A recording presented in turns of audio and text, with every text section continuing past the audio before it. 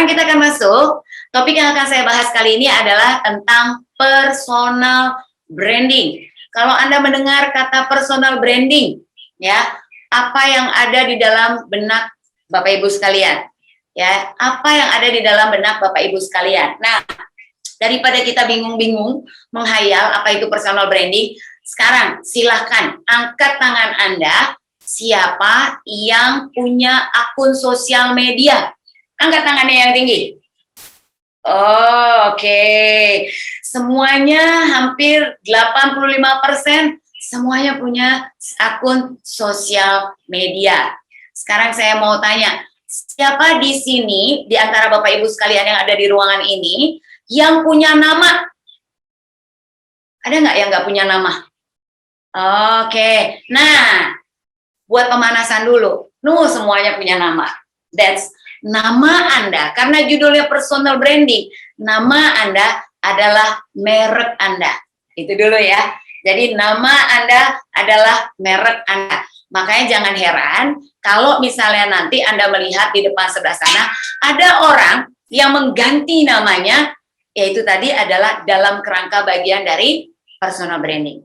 Ya, jadi ada beberapa publik figur yang dia mengganti namanya, yaitu tadi supaya lebih menjual. Nah, itu tadi pemanasan gambaran tentang personal branding. Yuk, sekarang saya akan mulai dulu dengan materi saya yang pertama. Oke, apakah Anda pernah mengalami situasi seperti ini? Nih, saya akan lihat.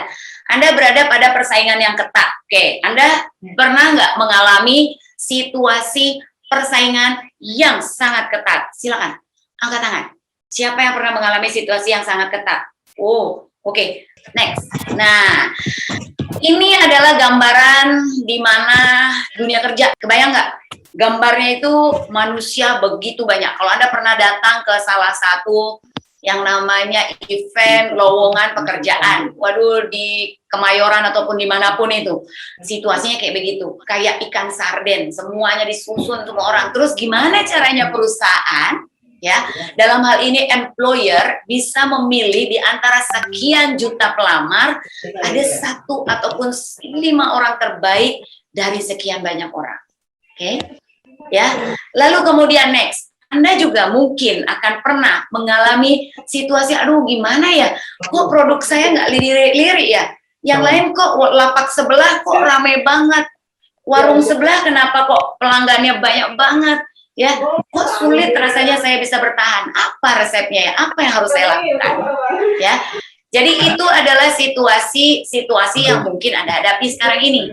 Situasi lain juga, nih, next, berikutnya. Anda pasti juga menghadapi complicated to impress recruiter. Itu nggak gampang ya. Rasanya tuh kok kayaknya saya udah ngirim ke ratusan kali ribuan lamaran ke banyak perusahaan, tapi kok nggak ada satupun yang nyangkut. Sampai frustasi nih kita bilang, harus gimana ya tampang CV-nya kita supaya dilirik oleh recruiter tersebut. Apalagi kalau Anda udah bicara headhunt, branding itu menjadi salah satu kata kunci untuk menjual diri Anda. Nah, ini juga bisa jadi yang Anda hadapi, situasi seperti ini. Next, berikutnya. Easy to discover your identity. Ya, terus tiba-tiba Anda sampai pada satu posisi, ya, Anda berada di situasi di mana sebenarnya saya ini mau kayak apa ya brandingnya. Oke. Nah, jadi kita bingung ya, bagaimana menentukan identitas kita. Oke. Nah, kalau kita sudah bicara personal branding, nanti saya akan lihat kenapa saya share kepada teman-teman kenapa itu penting banget. Jadi, hati-hati pada saat kita membahas tentang personal branding. Next. Berikutnya adalah ini adalah salah satu yang membuat kenapa Anda sulit sekali untuk mendapatkan pekerjaan, terutama bagi yang sedang mencari pekerjaan. Ya, karena 80% orang itu nggak tahu ada pekerjaan yang keren ya dari sebuah perusahaan. Jadi kadang perusahaannya sendiri pun juga nggak tahu bagaimana membranding, mem-package pekerjaannya sehingga diburu oleh orang-orang gitu.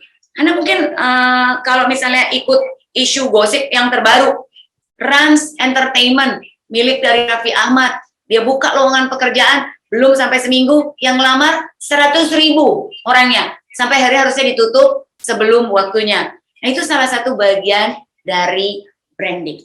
Banyak perusahaan bagus yang kerjaannya bagus, menarik, tapi tidak bisa menemukan talent-talent yang bagus.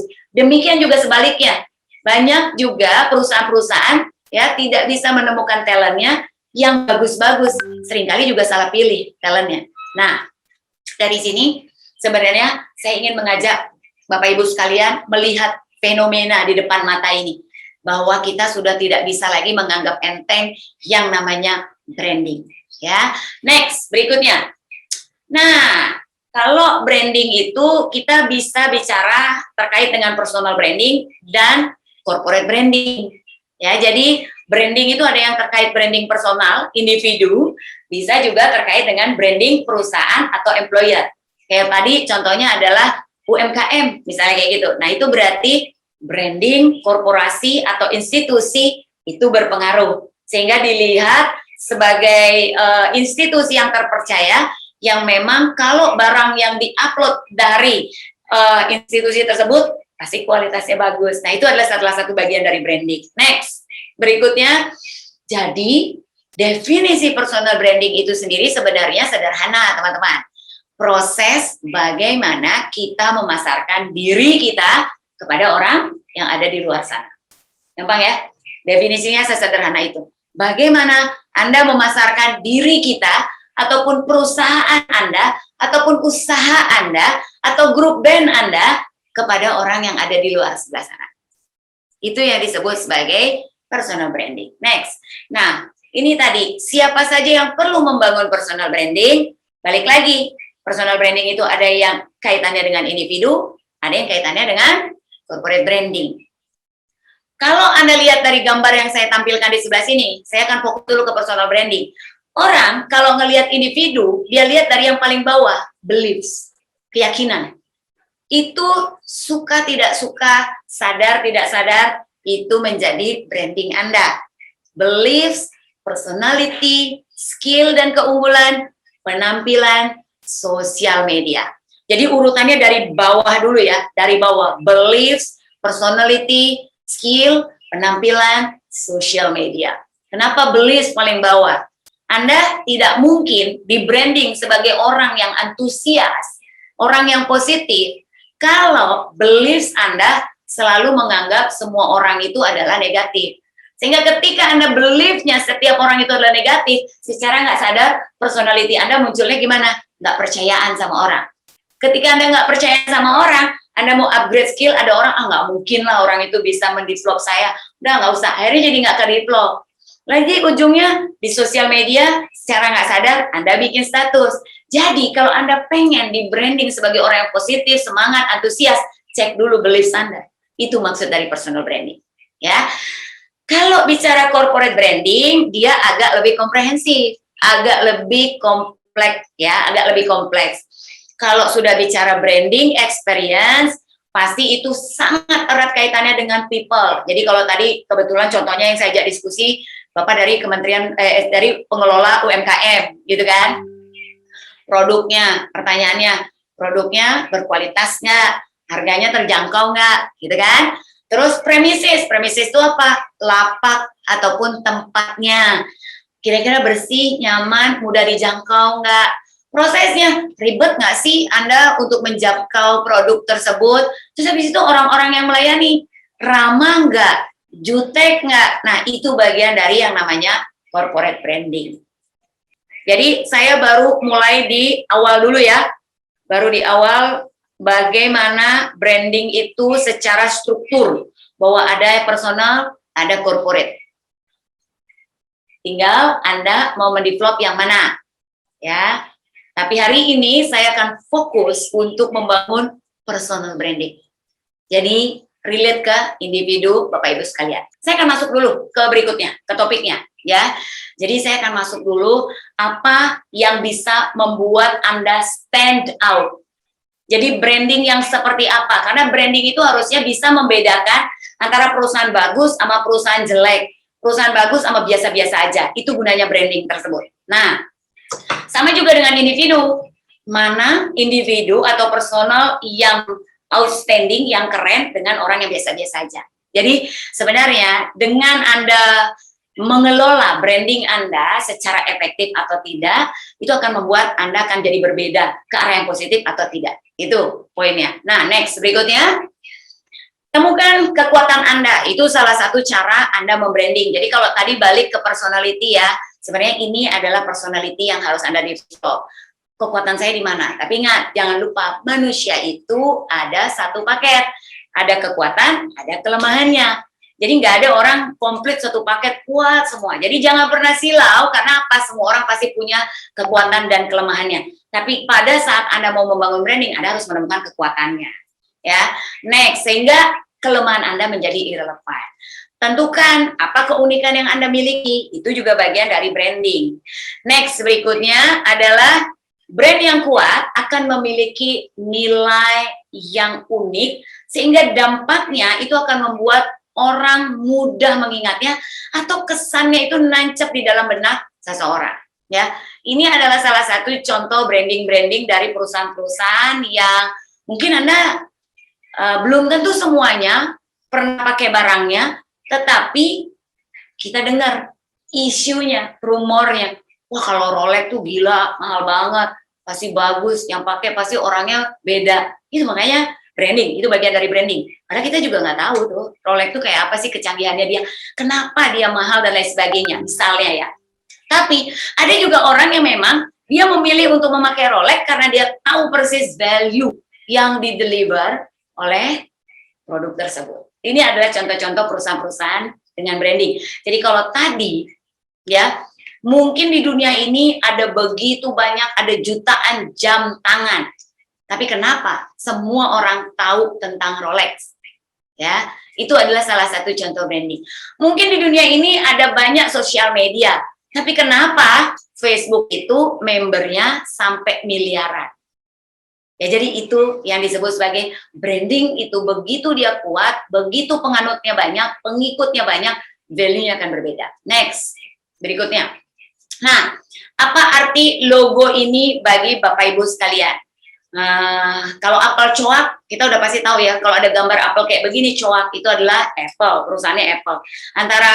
Antara bentuk barangnya dengan namanya itu relevan. Mau nggak mau, double kita nyangkutnya tuh nggak pakai mikir, udah yang namanya Apple itu bentuknya kayak gitu. Cuman Apple yang ini dia coak dan warnanya silver, itu salah satu bagian dari branding.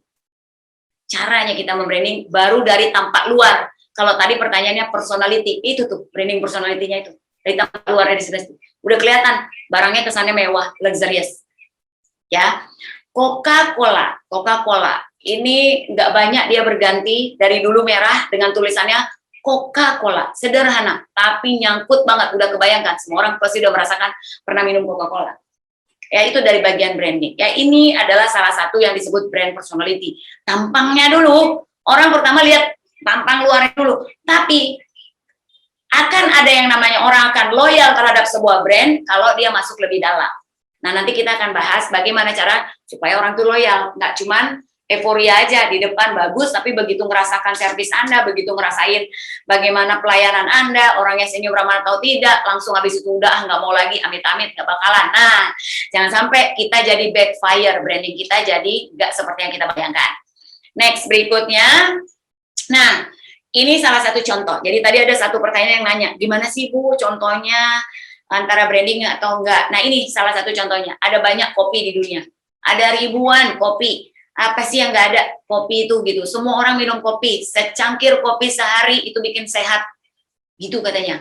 Kampanye kayak begitu. Sehingga muncullah ribuan coffee shop. Dari yang namanya Starbucks sampai Starling. Ya, tapi apa yang membedakan? Kenapa Starling harganya segitu, Starbucks harganya segitu? Yang warna hijau, gambar Putri Duyung itu yang membedakan harganya. Padahal rasanya mungkin lebih enak yang Starling kali ya, untuk beberapa Bapak Ibu sekalian yang memang penggemar kopi, yang tahu rasanya kopi, mungkin kopi itu yang benar ya, yang ada di pinggir sebelah sana itu. Nah, tapi brand itu bisa mengangkat value sampai puluhan bahkan ratusan kali lipat. Itu yang disebut sebagai kalau Anda bisa mengelola brand Anda dengan benar dan efektif, itu yang Anda akan mendapatkan manfaatnya. Dampaknya gede. Demikian juga individu. Ada orang yang mengenal nama, kenapa ada sosok X. Ya, kalau barangnya itu dipakai sama X, semua orang langsung ngegeruduk beli gitu. Tapi kalau dipakai sama Y, ya udah biarin aja, adem-adem aja. Nah itu brand value itu seperti itu. Jadi udah bisa kebayang ya betapa pentingnya arti sebuah nama.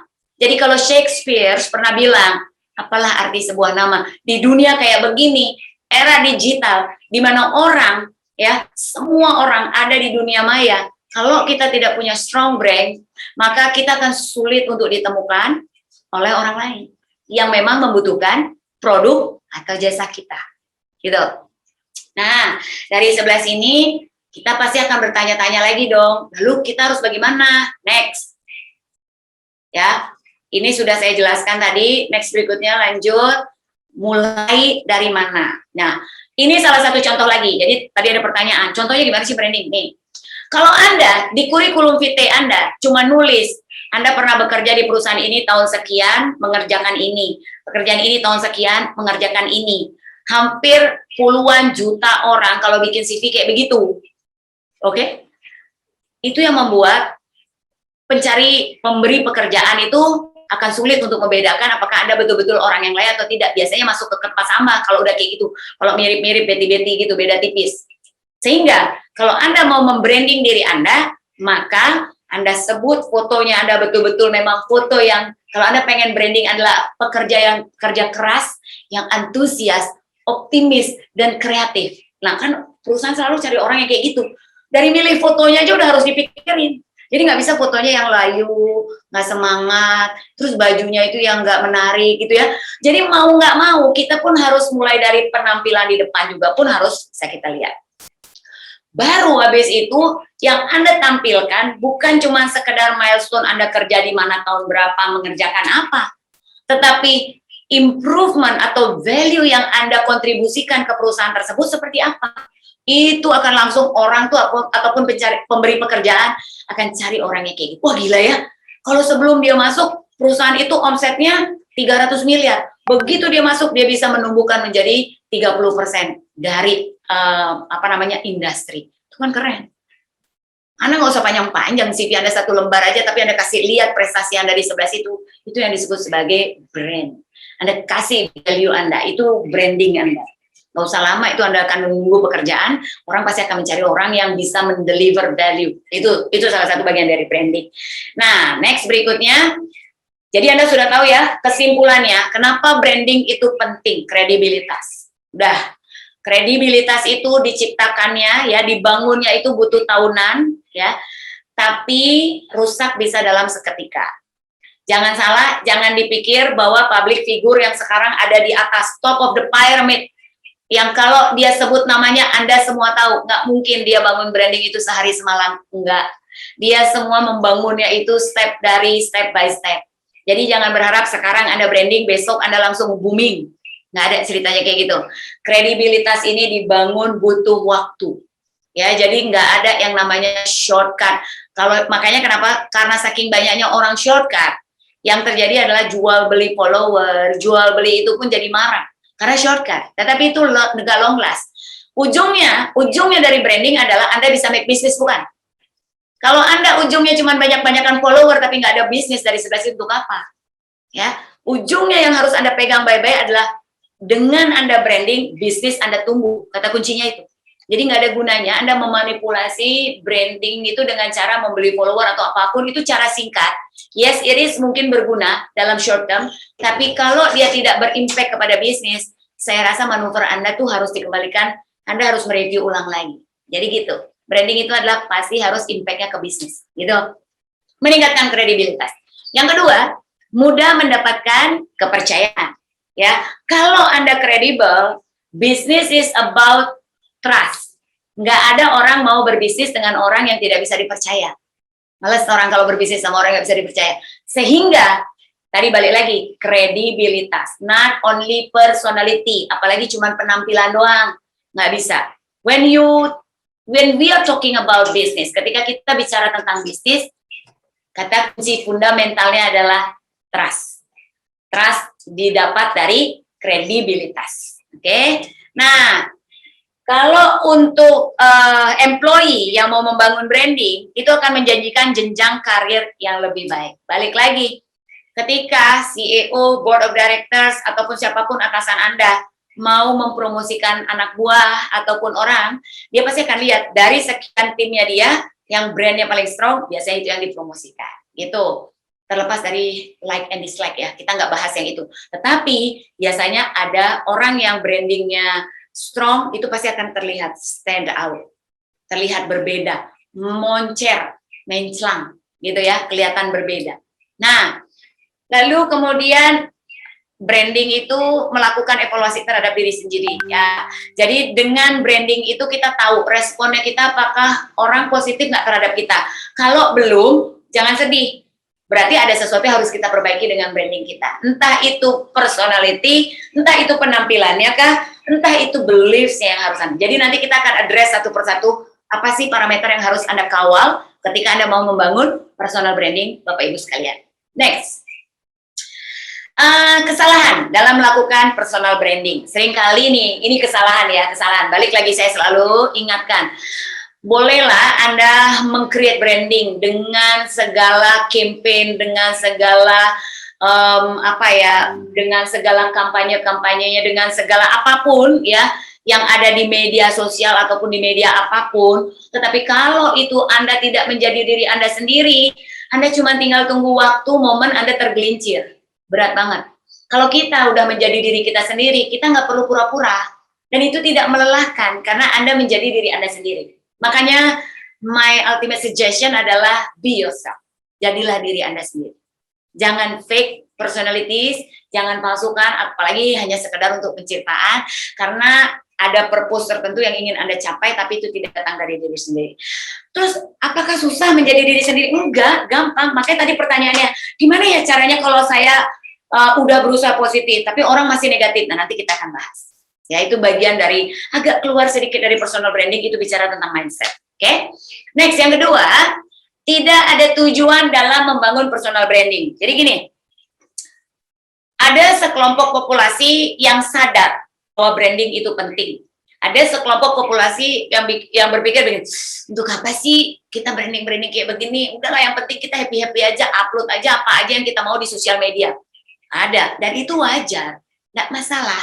Ya, tinggal pertanyaannya adalah kalau Anda yang sudah sadar branding itu penting karena itu bisa berdampak pada baik itu bisnis maupun karir Anda. Pertanyaannya adalah Anda sudah tahu belum tujuan Anda membangun branding itu apa? Itu dulu harus clear, harus jelas dulu. Anda mau make bisnis, atau mau memperbaiki karir, atau Anda ingin memperbaiki hubungan. Purpose-nya harus jelas dulu. Karena ketika purpose-nya berbeda, caranya kita membranding juga berbeda. Ya, jadi itu dulu. Kesalahannya, seringkali kita nggak tahu tujuannya kita bikin personal branding ini untuk apa.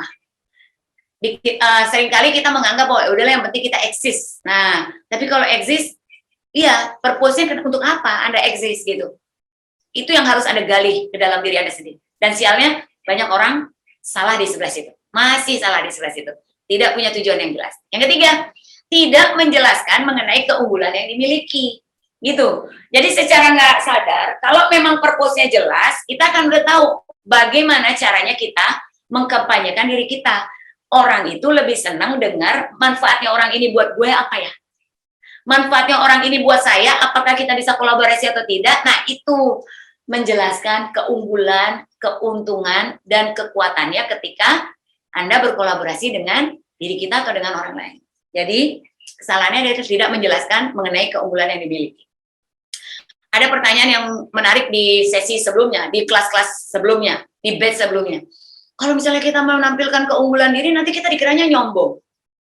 Nah, beda ya antara nyombong sama keunggulan. Keunggulan itu adalah manfaat apa yang bisa Anda kontribusikan bagi dunia. Itu namanya keunggulan. Tapi kalau nyombong adalah Anda menampilkan barang-barang apa yang Anda punya. Itu mungkin akan berbeda. Tapi kalau manfaat apa? Oh ya, saya punya keterampilan membuat kue. Dan kue saya itu enaknya luar biasa. Anda cobain deh. Kalau nggak percaya, yang pengen gratis kue, DM saya. 10 DM yang masuk pertama, saya kasih tester gratis. Beda ya? Antara nyombong sama menampilkan keunggulan Anda. Anda harus tahu bedanya di sebelah sini. Yang terakhir, yang keempat adalah tidak mendengarkan umpan balik. Nah, seringkali feedback itu datang, tapi kita cuekin. Nah, kalau orang yang sudah sadar branding itu penting, feedback dari audiens kita itu harus di-maintain. Baik yang tadi pertanyaannya, kalau yang negatif gimana? Nah, itu harus kita treatment juga. Ya, jangan-jangan kemasannya aja negatif, intisarinya ada yang bisa kita kelola atau kita olah, dan itu juga bisa baik buat diri kita. Kenapa tidak? Dengerin aja, tapi jangan dibawa baper. Dah, gitu aja. Oke? Next, dari sebelah sini, bingung dong kita harus mulai dari mana? Nggak usah bingung.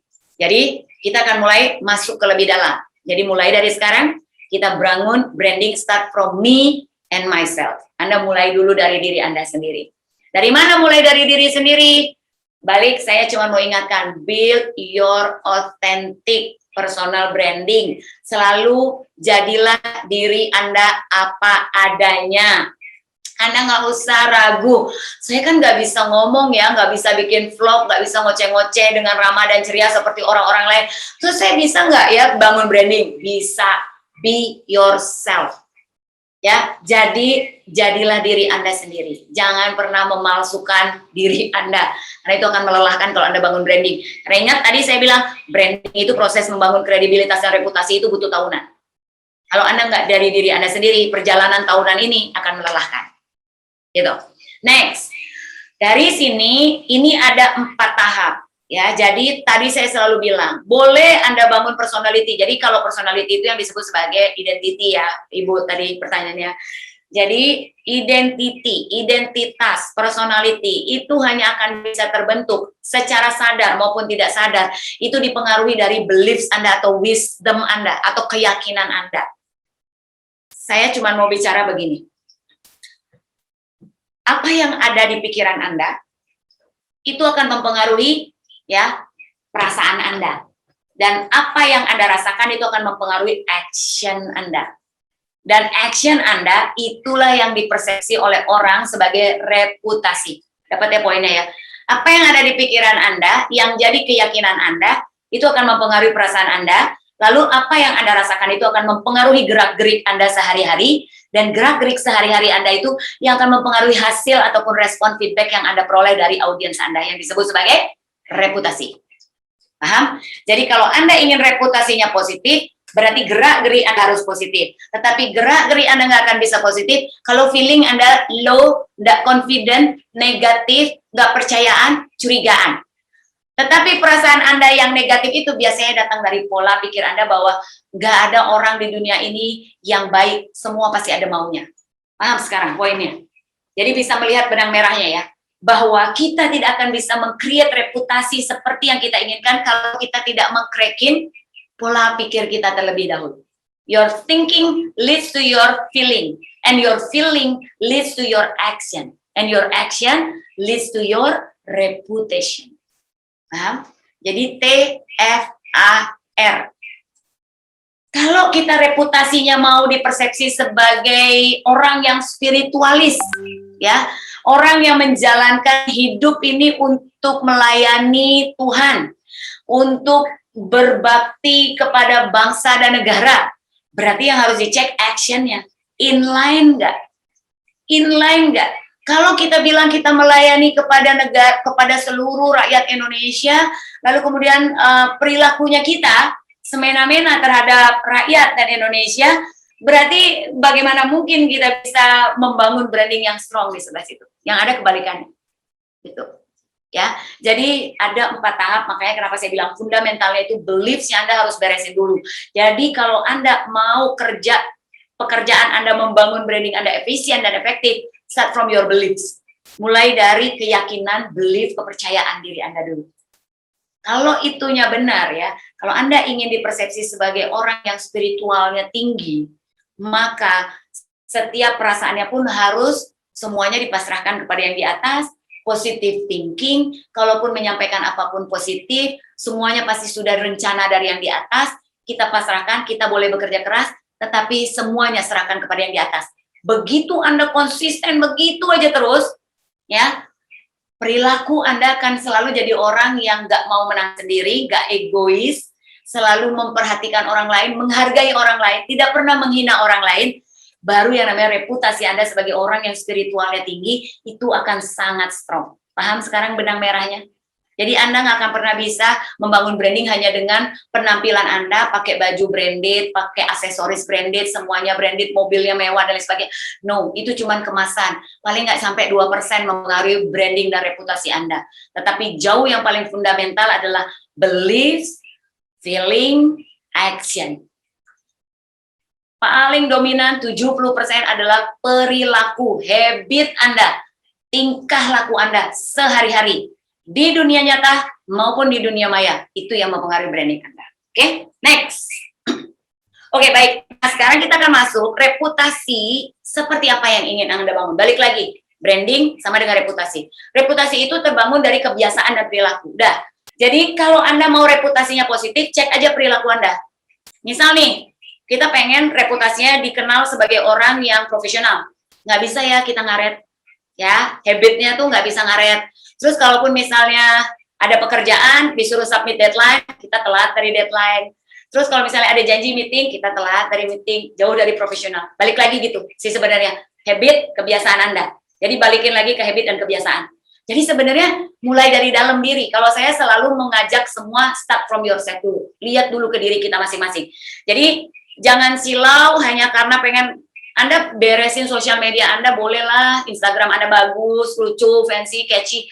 Kan banyak sekali tuh nawarin, Anda nggak usah pusing, 1 bulan bayar segini, sosial media Anda pasti jamin bagus gitu.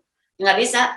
Kenapa saya bilang nggak bisa tumbuh? Karena kalau Anda tidak menjadi diri Anda sendiri, ketika ketemu orang lain ketemu Anda secara fisik, habitnya beda, bertolak belakang dengan brandingnya, langsung swinging 180 derajat. Kita berada di era swingingnya itu luar biasa. Orang bisa switching, berubah dari cinta sampai benci, benci ke cinta, itu bisa cepat banget. Ya, di era yang seperti sekarang, turbulen seperti ini. Jadi, balik, lihat, habit, kebiasaan, perilaku. Itu dulu. Apalagi kalau misalnya kita mau di politik gitu ya, berkarir di politik. Cek habit.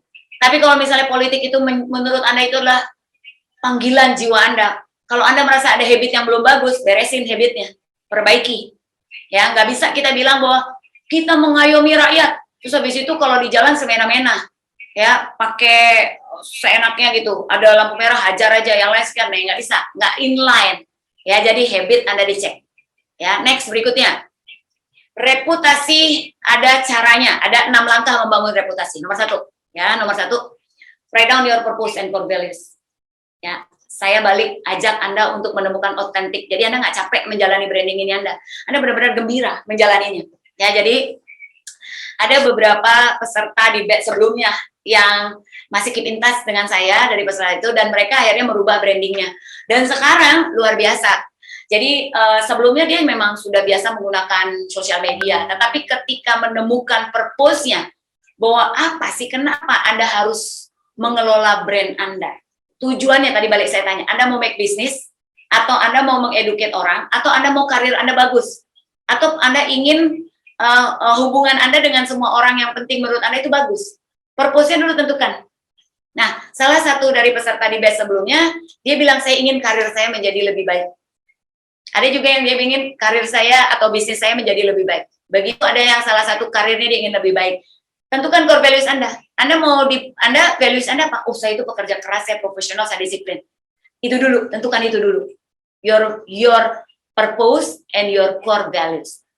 Purpose itu adalah tujuan Anda hidup ini apa? Anda itu mau kontribusi di sebelah mananya dunia? Anda mau menyumbangkan keterampilan Anda apa untuk dunia ini supaya dia menjadi lebih baik? That's what we call purpose. Ya.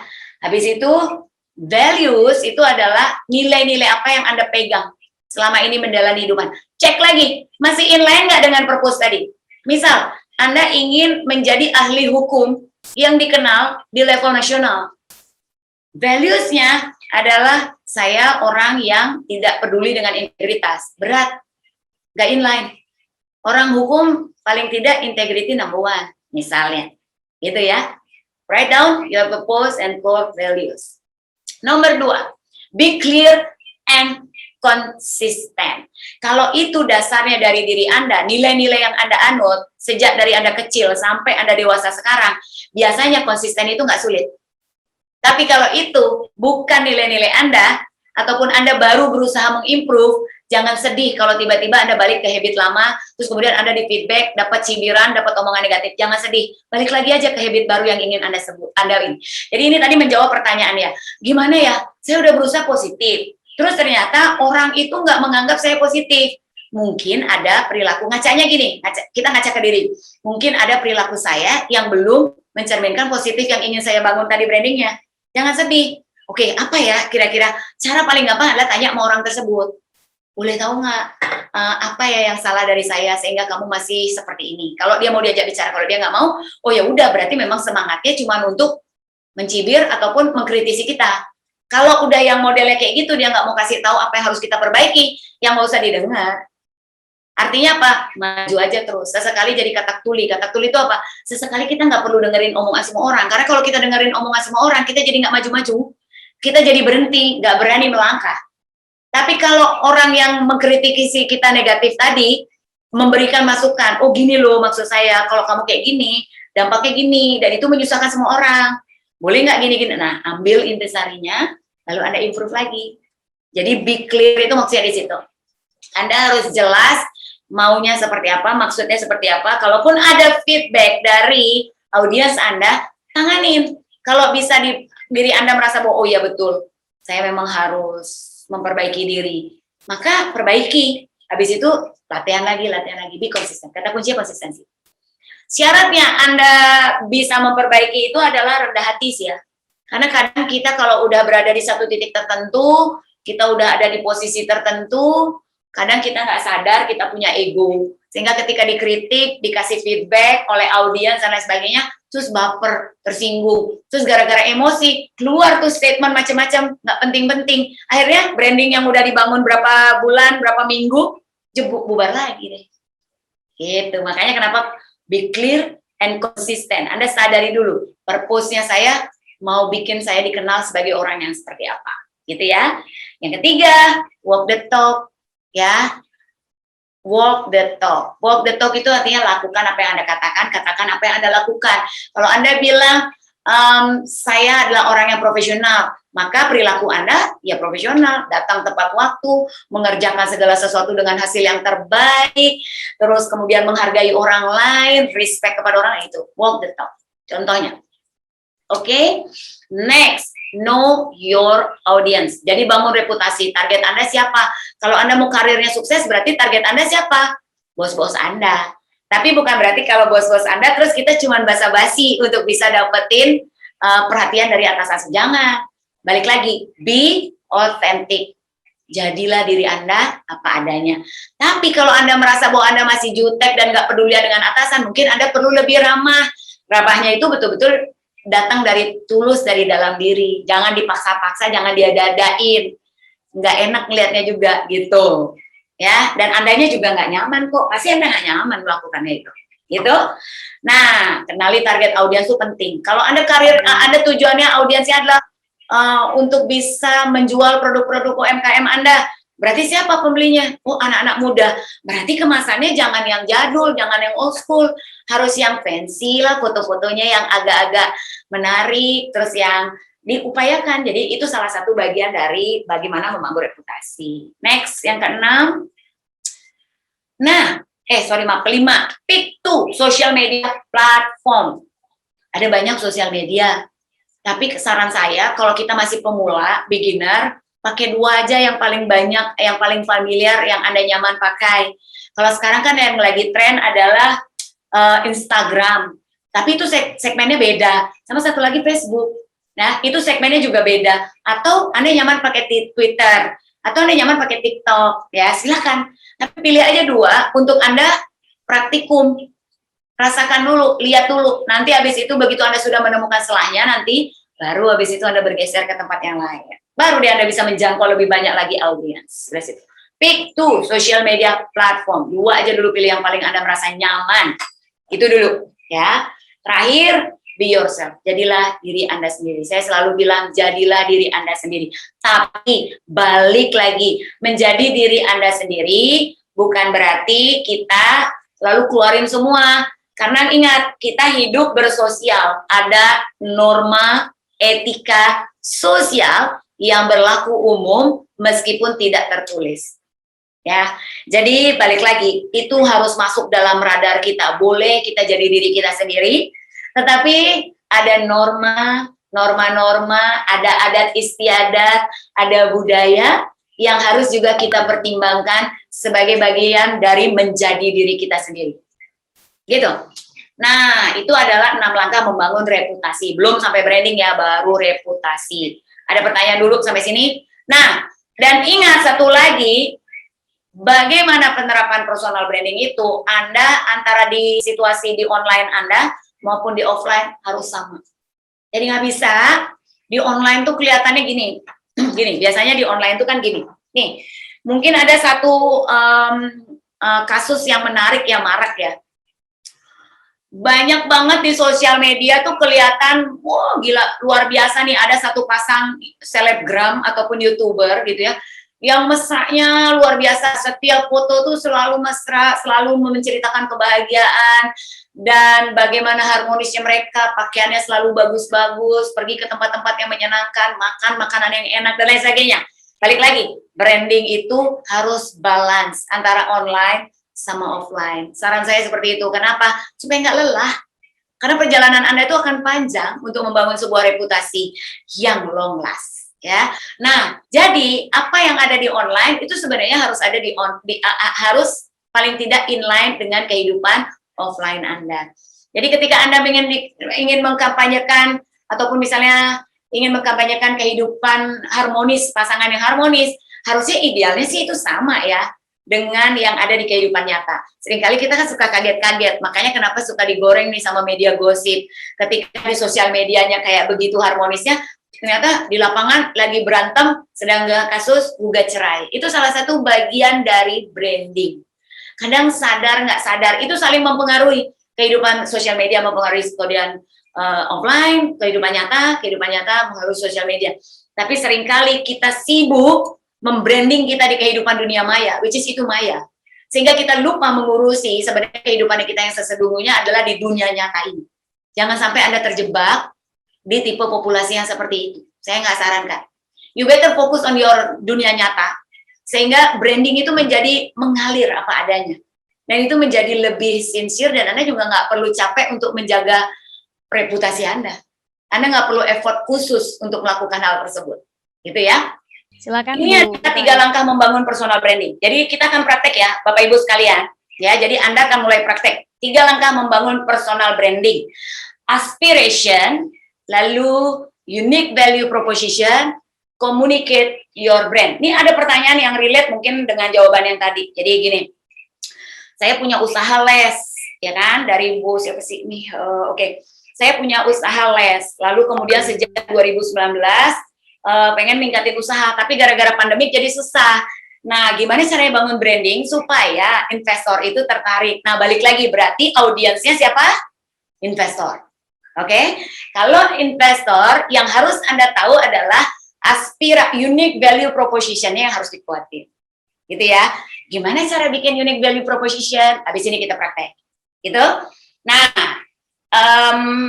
balik lagi, tentuin siapa targetnya ya. Jadi baru communicate your brand sesuai dengan target audiens Anda. Kita mulai dari langkah yang pertama. Nama Anda itu adalah merek Anda.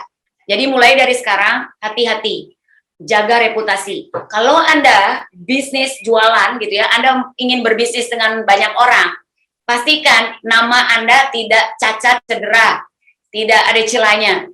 Jadi pastikan nama Anda itu adalah aset paling berharga. Kalau Anda udah ngerti tentang branding, Anda nggak akan main-main dengan nama Anda. Anda nggak akan sembarangan memperlakukan nama Anda lagi.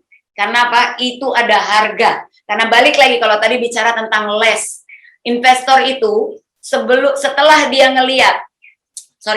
sebelum dia melihat laporan financial report ya, sama prospektus yang Anda tawarkan, yang dia cek adalah siapa foundernya, seberapa keren foundernya. Nah itu, jadi Anda betul-betul nama itu harus dijaga, reputasi, kredibilitasnya.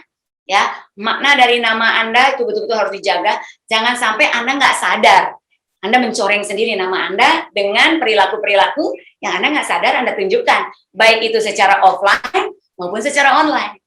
Dan ingat, kalau Anda kepentingan ataupun tujuannya untuk berbisnis, tidak ada satupun orang yang suka berbisnis dengan orang yang negatif. Orang lebih suka berbisnis sama orang yang positif, optimis, semangat, antusias. Pegang kata-kata saya. Jadi, mulai dari sekarang sadari bahwa everybody akan lebih senang berinteraksi, berbisnis, bekerja sama, kolaborasi dengan orang yang positif, optimis, semangat, antusias. Bukan dengan orang yang pesimis, negatif, ya, terus yang lawannya tersebut. Gitu. Nama Anda adalah merek Anda yang harus Anda jaga mati-matian. Gitu. Next, berikutnya. Tentukan kemana tujuan Anda melangkah. Ini yang disebut sebagai aspirasi. Purpose-nya mau ngapain, ya.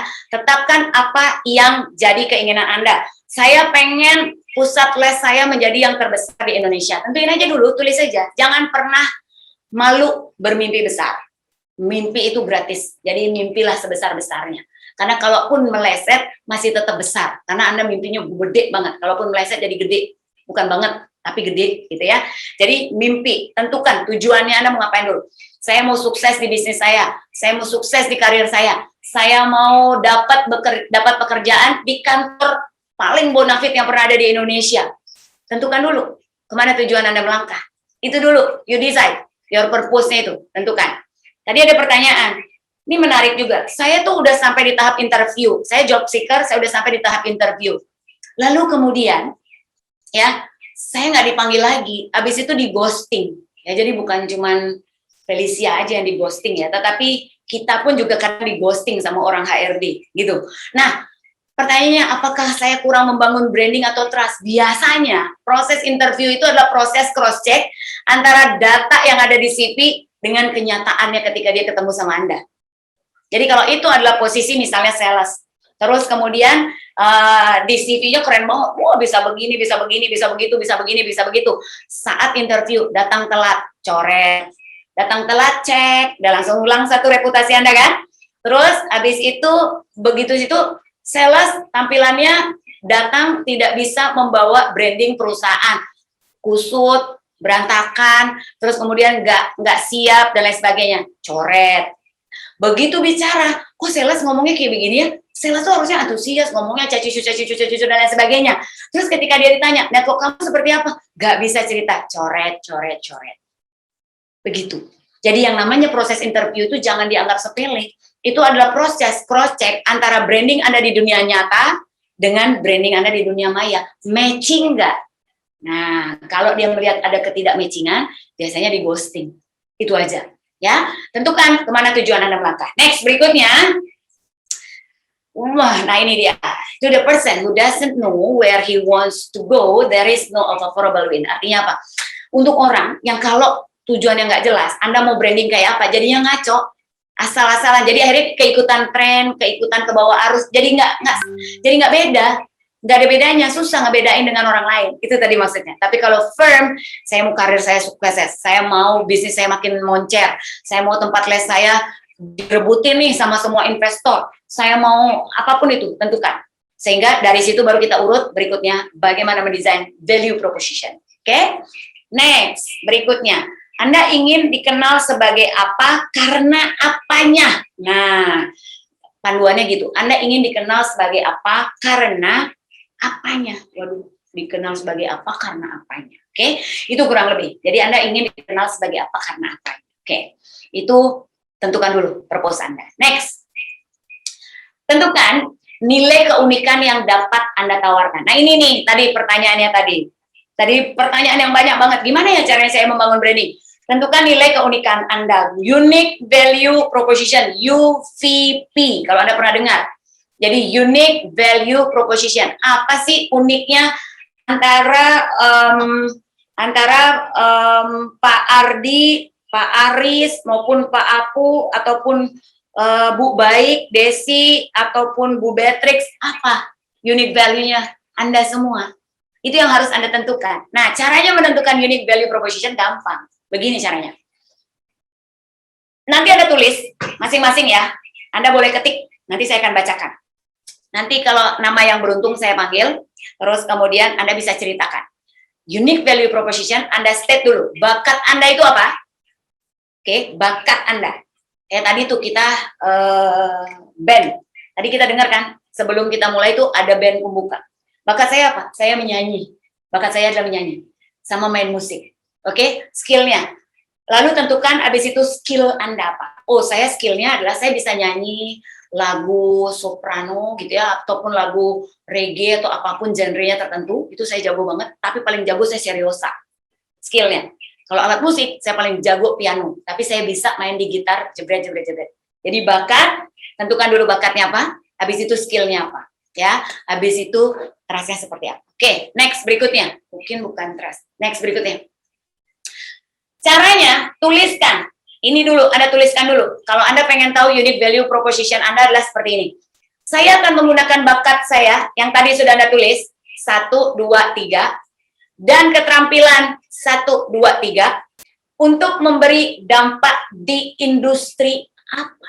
Itu caranya menentukan unique value proposition. Jadi balik lagi ya, ingat baik-baik. Habis ini Anda tulis, saya kasih waktu Anda 1 menit untuk mengetik di kolom chat ini, buat unique value proposition Anda masing-masing. Caranya, saya ketik ya, saya akan menggunakan bakat.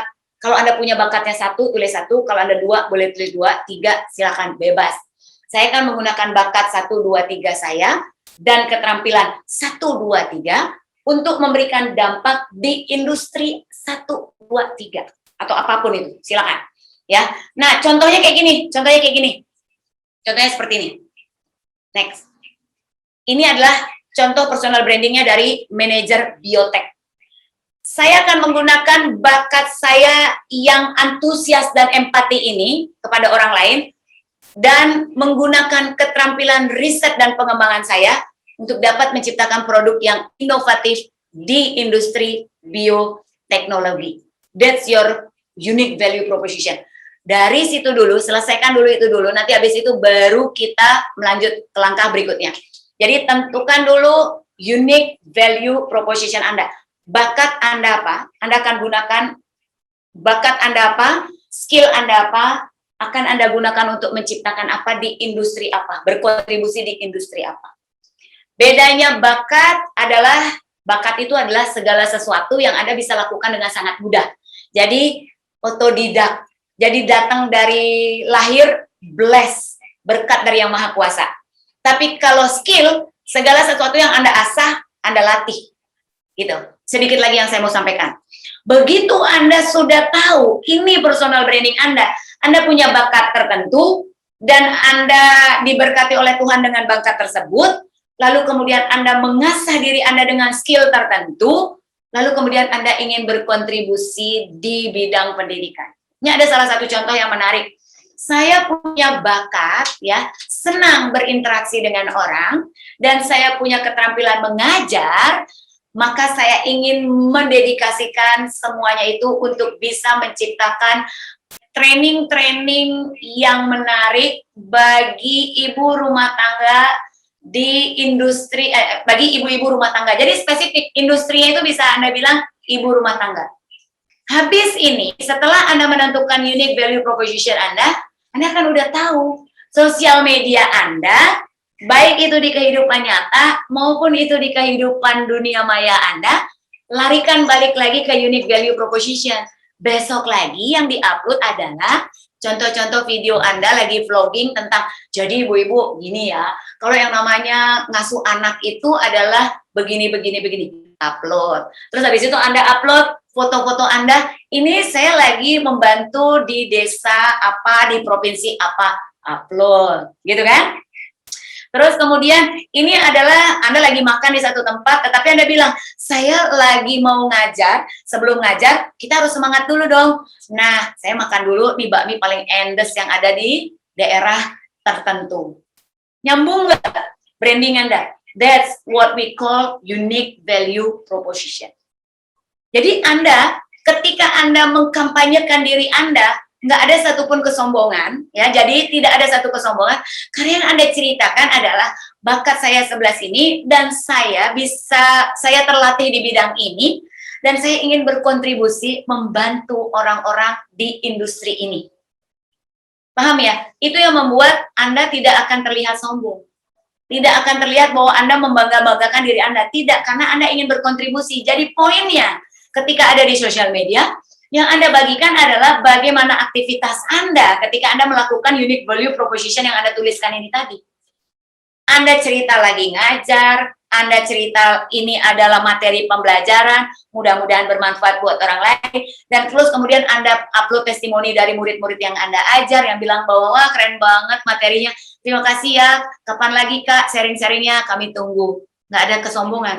Itu yang disebut sebagai personal branding. Sesederhana itu. Seringkali, karena kita nggak sadar branding itu harus dijaga, jadi kalau kita ngupload di sosial media, seenak jidat-jidat kita nih, kadang tiba-tiba ada situasi politik, Anda ikut komentar di sebelah situ. Padahal kan Anda bakatnya apa, skillnya apa, mau berkontribusi di industri apa, nggak ada relevansinya.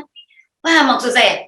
Jadi kalau Anda memang sadar ada branding yang harus Anda jaga, kalau itu di luar dari industri yang Anda ingin develop, nggak di luar dari kompetensi Anda, keahlian Anda, jangan ikut-ikut komentar di sebelah situ. Itu akan bisa merusak branding yang Anda sedang bangun. Got my point? Dapat ya poinnya ya? Jadi kalau Anda tahu itu di luar dari domain Anda, di luar dari keahlian, dari keterampilan Anda, tahan diri Anda untuk berkomentar. Karena itu akan mempengaruhi proses Anda mengelola branding Anda secara overall. Ya, syukur-syukur kalau itu ada kaitannya dengan keahlian Anda, misalnya politik itu adalah keahlian Anda, lalu kemudian ada satu situasi, Anda mengupasnya pun, ingat lagi, balik lagi, branding itu harus Anda jaga. Habitnya adalah everybody should be very positive. Orang lebih senang baca yang positif. Karena gini, meskipun secara alam sadar, manusia lebih cepat memproses yang negatif.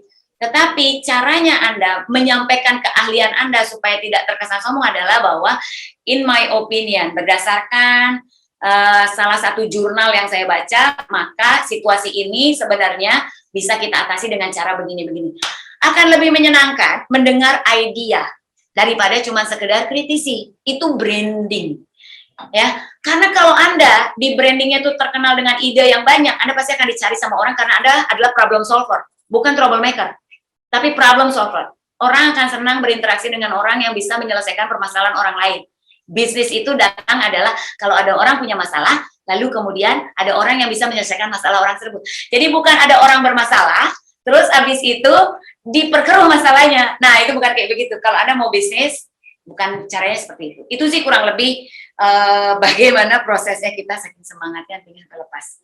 Jadi itu adalah proses dari membangun branding. Nah, ingat manajemen personal branding, kalau tadi budgetnya terbatas, ya tadi Pak siapa ya Pak? Mahmudi ya. Budget terbatas Pak. Your network Pak, bergaul Pak. Jadi temannya Bapak punya teman, temannya Bapak lagi punya teman, temannya Bapak punya teman, itu yang namanya network effect in era digital. Manfaatin aja itu Pak, itu gratisan. Jadi Bapak berteman, jangan banyak bikin musuh, tapi banyak-banyaklah berteman. Jadi kalau temannya Bapak itu follow Bapak, temannya dia juga lihat, wah ini bagus banget nih materinya, harus kita support. Nah, sama juga dengan kayak tempat les tadi. Anda brandingnya harus bagaimana bakatnya Anda ataupun skill apa yang Anda punya, sehingga Anda ingin berkontribusi di bidang pendidikan anak-anak remaja, misalnya. Lalu kemudian Anda tunjukkan, ini loh yang kita lakukan, ini testimoni dari anak-anak tersebut, ini hasilnya sebelum dia ikut les di tempat kita dia begini, setelah les dia begini, konsisten. Ya, nanti teman, lalu kemudian bergaul, berteman, ya, networknya itu adalah bergaul di tempat kolamnya investor-investor. Artinya apa? Biasanya investor itu akan ada di tempat yang momen-momen di mana kolamnya biasanya kalau ada ajang expo, franchise, investasi, gaulnya di sebelah situ.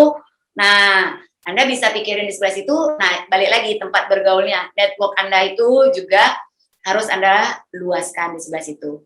Nah, update status ya, balik lagi status update. Saya selalu remind kepada teman-teman sekalian. Ingat, karena Anda sudah mendesain unique value proposition-nya teman-teman sekalian, Bapak Ibu sekalian, bahwa Anda punya bakat apa, Anda punya skill apa, dan Anda ingin berkontribusi menciptakan karya apa di industri apa, atau Anda ingin berkontribusi di industri apa, status Anda, komen-komen Anda harus relate dengan UVP tersebut. Jadi kalau Anda bilang, saya ingin menjadi tenaga medis yang handal di Indonesia, gitu ya. Jangan komentar di luar dari tentang medis. Begitu caranya branding. Clear, konsisten, butuh waktu. Jangan geser. Karena kalau Anda tiba-tiba komentar yang nggak di luar daripada medis tadi, atau di luar daripada les tadi, tiba-tiba Anda komentar di sebelah situ, mungkin jangan di sebelah situ Anda komentarnya. Tapi kalau Anda sadar bahwa branding itu harus Anda jaga, jangan pernah berkomentar di luar dari bakat, keterampilan, dan Anda mau berkontribusi di industri apa. Itu sih kurang lebih.